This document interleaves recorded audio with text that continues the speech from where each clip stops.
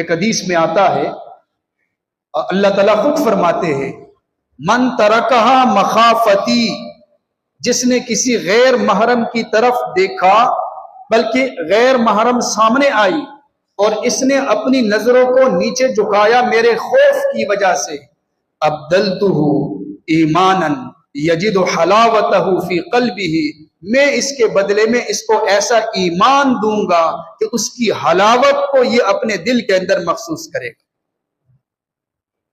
جو بد نظری سے بچے گا، اللہ فرماتے ہیں ایسا ایمان دوں گا کہ اس کی حلاوت کو اپنے دل میں یہ محسوس کرے گا۔ اب یہ حلاوت کیا ہوتی ہے؟ حلاوت کی علامت لکھی ہے علماء نے استلذاذ الطاعہ۔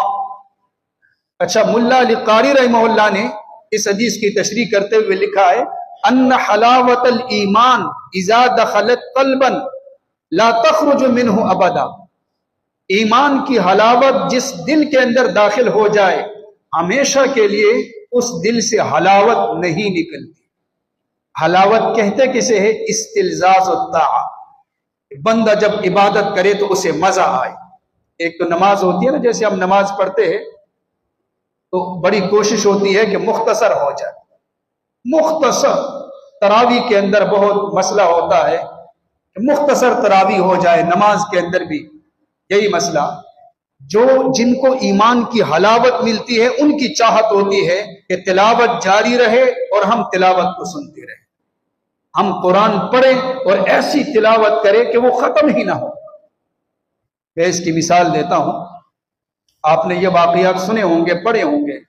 ایک جنگ کے موقع پر اللہ کے نبی نے 2 صحابہ کی ذمہ داری لگائی کہ آپ دونوں یہاں کھڑے رہیں، پہرا دیں، کہیں دشمن حملہ نہ کرے۔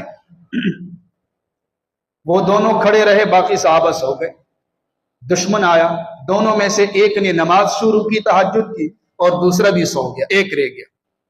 دشمن آیا، دور سے اس نے تیر پھینکا، تیر لگا اس کو، خون نکلا، جیسے فوارہ ہوتا ہے نا پانی کا، ایسے خون نکلنے لگا۔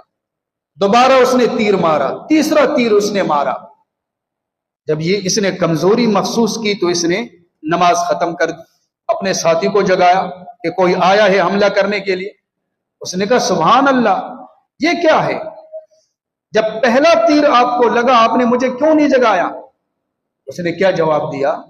فرمایا کہ یہاں سے تو تیروں کی بارش تھی، لیکن جو سورت میں نے شروع کی تھی، جو تلاوت میں کر رہا تھا، میرا دل چاہ رہا تھا کہ میں اس سورت کو ختم کروں، جان چلی جائے تو جان چلی جائے لیکن سورت کو میں ختم کر دوں۔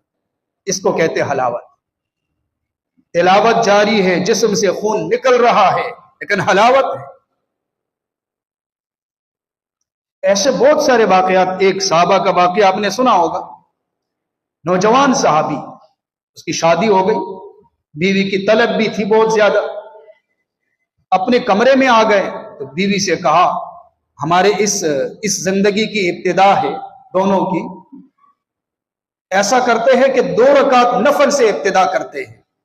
2 رکعت نفل کے لیے اللہ اکبر، اپنے کمرے میں آیا اور سب سے پہلے 2 رکعت سے ابتدا کی، نفل نماز شروع کی۔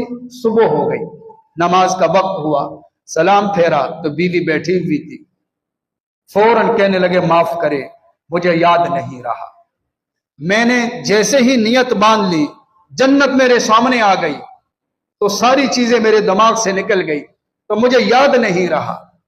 اب اس کو کہتے ہیں حلاوت۔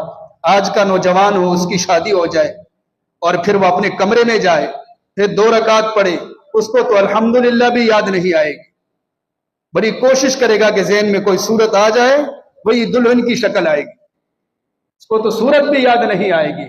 اس کو کہتے ہیں ایمان کی حلاوت۔ اللہ تعالیٰ حلاوت عطا فرماتے ہیں۔ حلاوت کی ایک نشانی یہ ہے کہ بندہ اللہ کے فیصلے پہ راضی رہے، مصیبت ہے صبر کرے، خوشی کا موقع ہے اللہ کا شکر ادا کرے، شکوے نہ کرے۔ حسن خاتمہ کا یہ پہلا سبب ہے